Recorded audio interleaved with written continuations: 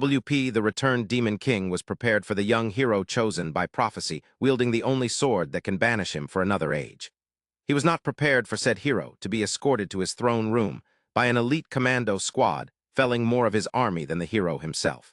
The King in Red watched the team move through the confines of the Onyx Citadel. They were well-prepared, 8 spellblades of differing yet complementary skills. He could tell at a glance. They were almost certainly descendants of the Order of Silver Skies. They always did love their specialist teams all working together so seamlessly. All but one. The ninth was beyond a doubt the hero. He was chiseled with that youthful vigor and courage, and bore the unmistakable features that marked him a reincarnation of the king's late brother who laid him low an eternity ago. Yet he did little. The quicksilver sword, tip still stained dark with the king's blood from a battle forever ago, remained loose in the youth's hand. No, it was his spellblades that did the heavy lifting. Demons of all stripes were cut down with unerring precision. Banebrides silences and slaughtered, night fiends burned and broken. The spellblades seemed barely human in their motions. Automatons, perhaps? No, more likely elven blood. The hero was lagging behind. Beneath the cowl of molten copper, the King in Red's lifeless eyes narrowed. No, surely he was imagining things. The reincarnation of his traitorous kin was conserving strength, surely. Beside the king's throne, his generals were muttering nervously among themselves. Cowards, one and all. The demons of this era were half-cut at best. Generations interbreeding with the mortals had diluted their profane blood. The nobility that woke him entertained such trite ideas as dominion and conquest, with not a one having even the faintest fathoming of the great plan that birthed their bloodlines eons ago. Disappointments continued to pile high with each day in this new age. The great doors of the throne hall were smashed clean off their hinges by a blast of cryokinetic force, the bisected corpse of a graveworm slamming to a floor. The king rose, lifting into the air while his molten robes flowed and churned around him in the non-existent winds. He pointed one long, gnarled finger to the hero. "Upsalish," he called the ancient name of his brother. "You come to lay me low once again. Where the skin of a new generation, it changes not. You are traitor to your brood, ruiner of the great plan. This disruption cannot be allowed."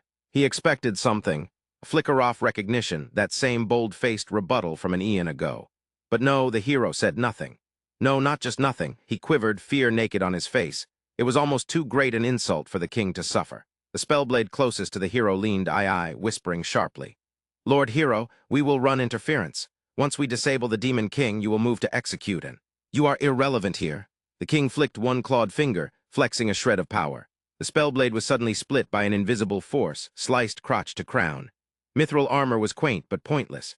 The bifurcated warrior collapsed in a heap of sizzling offal, the room stunned to silence. "Nothing but the blood of the traitor prince can protect you, warriorkin," the King in Red hissed.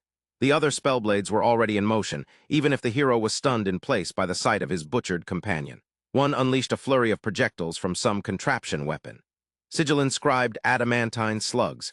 They were effective, nearly making it within a dozen meters of the king before he unwritten them from reality, disappearing them in puffs of oily smoke.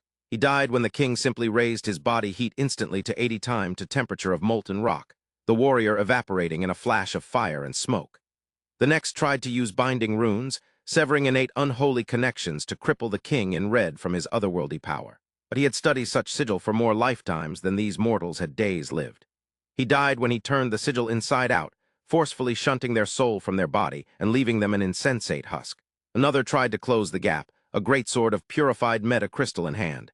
She was laden heavy in protective wards and arcana. She even got within striking distance. The trinkets did little when the king amplified the gravity around himself by several thousand times. She died faster than the pain signal reached her brain, flattened into a paper-thin smear on the floor. Time and again, spellblade after spellblade dead. Only the hero's blood could protect from his sinister arcana, leaving these supposed elite helpless. Did they assume the hero was a formality? That you could bridge the gap with training and skill? Elite combatants to do the heavy lifting. A mortal born could never kill a god or something adjacent to one. The King in Red loomed over the hero now. The 8 warriors were dead as dust now. The generals of the Red Court were all just as terrified. One even hid behind the back of his throne, tears in eyes. What a sorry lot. The King in Red stared down at his brother's reincarnation, who quivered and shook with barely contained tears in his eyes. "Well, hero, show me what you can do."